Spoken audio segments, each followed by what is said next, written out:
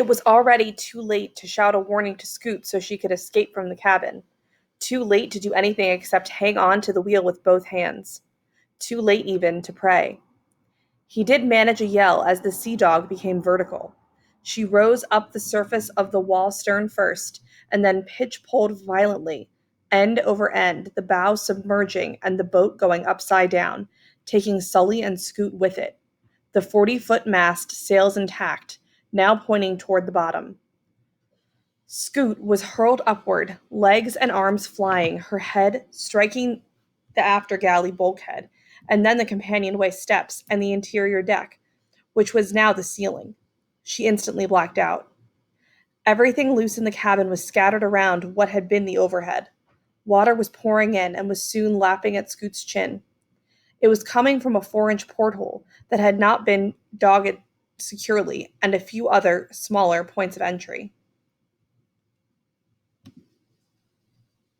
Sully's feet were caught under forestay sailcloth, plastered around his face, but then he managed to shove clear and swim upward, breaking water. He looked at the mound of upside-down hull, bottom to the sky, unable to believe that the fine, sturdy sea dog had been flipped like a cork, perhaps trapping Scoot inside. Treading water, trying to collect his thoughts, he yelled, "Scoot!" But there was no answer. Heart pounding, unable to see over the mound of the hull, he circled it, thinking she might have been thrown clear, but there was no sign of her. He swam back to the point of cabin entry, took several breaths, and dove. He felt along the hatchboards and then opened his eyes briefly to see that the doors were still closed. She was still inside. Maneuvering his body, he pulled on the handles.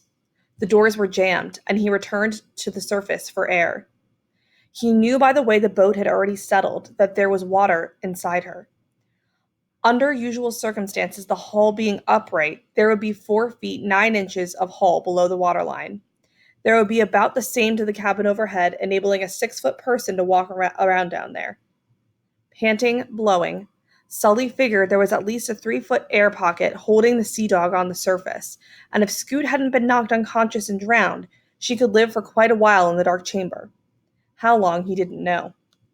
In the blackness, water continued to lap at Scoot's chin. She had settled against what had been the deck of the galley alcove, her body in an upright position, on debris. Everything not tied down or in a locker was now between the overhead ribs. Wooden hatch covers from the bilges were floating in the water, and naked bilges were exposed.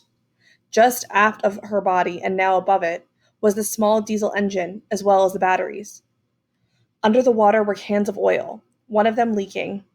Battery acid might leak too. Few sailors could imagine the nightmare that existed inside the Sea Dog. Scoot's pretty face was splashed with engine oil. Over the next 5 or 6 minutes, Sully dove repeatedly, using his feet as a fulcrum, and using all the strength he had in his arms, legs, and back in an effort to open the doors. The pressure of the water defeated him. Then he thought about trying to pry the doors open with the wooden handle of the scrub brush. Too late for that, he immediately discovered.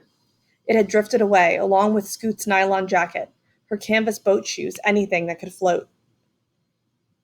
Finally, he climbed on top of the keel, catching his breath, resting a moment, trying desperately to think of a way to enter the hull. Boats of the Baba class, built for deep-water sailing, quite capable of reaching Honolulu and beyond, were almost sea-tight, unless the sailors made a mistake or unless the sea became angry. The side ports were supposed to be docked securely in open ocean. Aside from the cabin doors, there was no entry into the cabin without tools. He couldn't very well claw a hole through the inch of tough fiberglass. He thought about the hatch on the forelock, but it could only be opened from inside the cabin. Then there was the skylight on top of the 17-foot cabin used for ventilation, as well as a sun source. That butterfly window hinged in the middle could be opened only from the inside. Even with scuba gear, he couldn't open that skylight unless he had tools. He fought back tears of frustration. There was no way to reach Scoot, and he knew what would happen down there. The water would slowly and inevitably rise until the air pocket was only 6 inches. Her head would be trapped between the surface of the water and the dirty bilge. The water would torture her, and then it would drown her.